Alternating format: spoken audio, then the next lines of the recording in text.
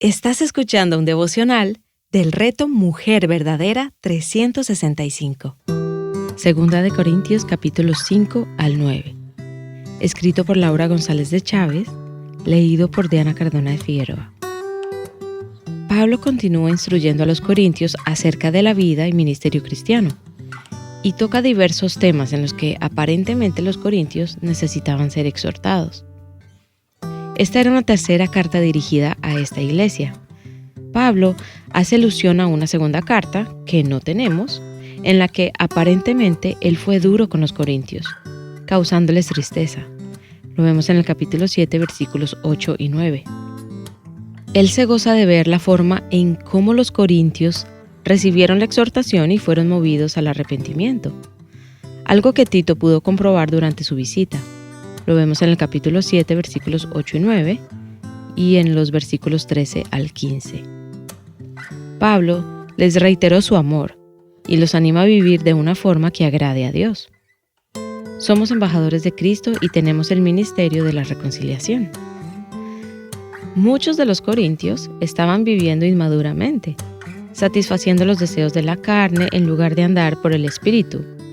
Pablo les ofrece una síntesis del Evangelio en el versículo 15 del capítulo 5, y dice: «Y por todos murió, para que los que vivan ya no vivan para sí, sino para aquel que murió y resucitó por ellos». Ya nuestras vidas no nos pertenecen. Hemos sido compradas a precio de sangre, y Él nos ha asignado el ministerio de la reconciliación. Este amor de Cristo nos debe motivar, nos debe llevar a vivir como es digno de esta gracia. Nos debe llevar a desear persuadir a los que nos rodean. Todos somos ministros que por gracia de Dios y en su poder llevamos el mensaje del Evangelio. El mensaje de libertad, plenitud y abundancia en Cristo a un mundo que vive en rebeldía contra Dios. Tenemos grandes promesas y garantías en Cristo, y ya sea muertas o vivas, nuestro anhelo debe ser el de agradarle. Mientras vivimos de este lado del cielo, lo hacemos como nuevas criaturas que somos. Lo que éramos antes quedó atrás, y ahora somos sus embajadoras. Como embajadoras, debemos representar fielmente nuestra nueva ciudadanía celestial. Aunque ciertamente es difícil renunciar a nuestras costumbres y hábitos pecaminosos, somos exhortadas a deshacernos de esos viejos estilos de vida, del viejo hombre, y perseguir la santidad con la ayuda de su gracia y poder. Ciertamente, de este lado del cielo, sufrimos, gemimos, pero tenemos su Espíritu como garantía de que algún día estaremos con Él. ¿Cómo te anima la promesa de que un día estarás con Él en tu lucha diaria contra el pecado?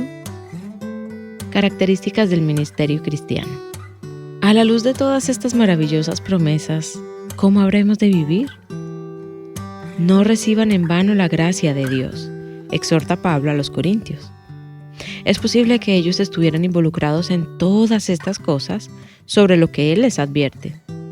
Pero esta gracia debía motivarlos y nos debe mover a nosotras hoy a vivir vidas santas, vidas que temen a Dios y persiguen la santidad. Lo vemos en el capítulo 7, versículo 1. Vivir sin hacer yugos desiguales con los no creyentes. Capítulo 6, versículos 14 al 17. Estas alianzas pueden incluir el matrimonio, las asociaciones comerciales y de negocios, e incluso las relaciones sociales entre algunos casos. Vivir de manera que no sea motivo de tropiezo a otros que nos observan. Lo vemos en el capítulo 6, versículo 3.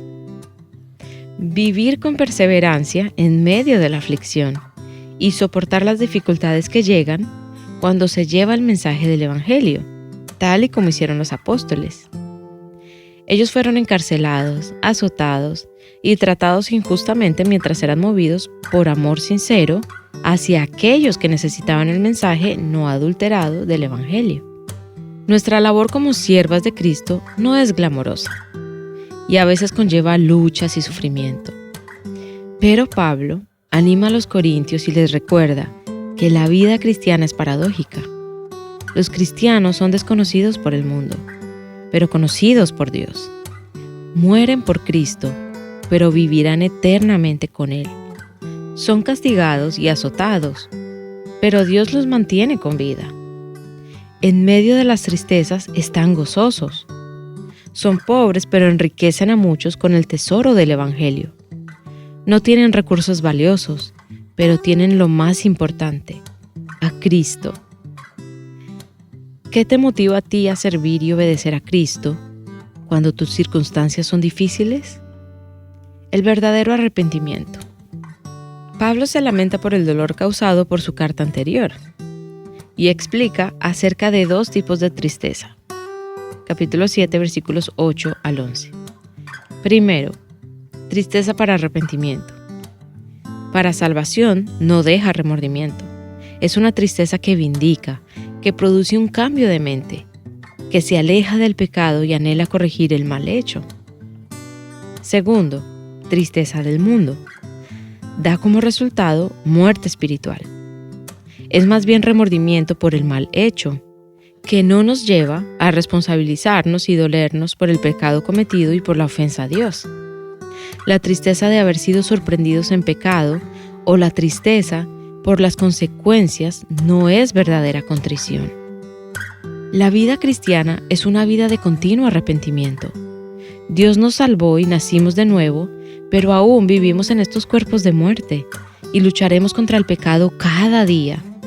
Cada día debemos arrepentirnos, apropiarnos del Evangelio de la gracia de Dios y ser animadas por sus promesas. Un llamado a la generosidad. Había una gran necesidad en Jerusalén y las iglesias estaban enviando sus contribuciones con hermanos fieles y confiables designados para esta encomienda. La iglesia de Corinto había prometido enviar ayuda y parece que estaban un poco rezagados con la colecta. Pablo les recuerda que deben cumplir esta promesa y buena intención preparando de antemano la ofrenda para Tito y los demás hermanos que estaban administrando la ofrenda para entregarla. Pablo exhorta a los corintios y a nosotras hoy acerca del llamado cristiano a la generosidad. Él elogia a los macedonios y nos reta con su ejemplo. Lo vemos en el capítulo 8, versículos 1 al 6. Estaban pasando por una profunda aflicción. Dieron desde su profunda pobreza. Dieron más allá de sus posibilidades. Dieron voluntariamente. Rogaron por el privilegio de dar para sostener a los santos. Lejos de justificarse para no dar, ellos oraban por oportunidades de dar. Se dan a sí mismos primero y luego a los demás. No podemos dar a nadie algo si no hemos rendido nuestra vida y todo lo que somos a Dios primero. Los corintios abundaban en todos los dones: fe, palabra, conocimiento. Ahora Pablo les animaba a abundar en esta obra de gracia, que es la generosidad. Lo vemos en el capítulo 8, versículo 7. Es una obra que llevamos a cabo por fe. La generosidad prueba la sinceridad del amor. Capítulo 8, versículo 8. Jesucristo es nuestro modelo de generosidad, dándose a sí mismo por amor, haciéndose pobre para enriquecernos. Capítulo 8, versículo 9. Nuestra abundancia suple las necesidades de los demás, de modo que haya igualdad, que nadie tenga necesidad. Capítulo 8, versículos 13 al 15. Así como el que siembra poco, cosecha poco. El que da poco, recibe poco. Capítulo 9, versículo 6.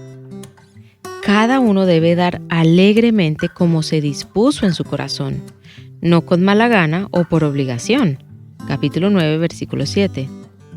Dios suple para que podamos dar. Capítulo 9, versículo 8.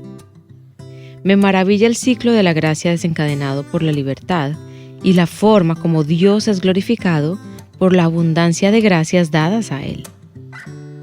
Dice la palabra en Romanos 8:32. El que no negó ni a su propio Hijo, sino que lo entregó por todos nosotros, ¿cómo no nos dará también junto con Él todas las cosas? Cristo es el mayor don que el Padre nos ha dado. ¿Cómo es que podemos ser poco generosas hacia los demás? La generosidad es un acto de adoración a Dios. ¿Eres generosa con tus recursos? Con tu tiempo, dinero, posesiones. ¿De qué forma puedes crecer en generosidad? ¿De qué forma te retan las exhortaciones de Pablo a los Corintios que leímos hoy? Dice la palabra en Hebreos 10:24. Consideremos cómo estimularnos unos a otros al amor y a las buenas obras. Hebreos capítulo 10, versículo 24. Para más recursos como este, visita nuestra página web avivanuestroscorazones.com.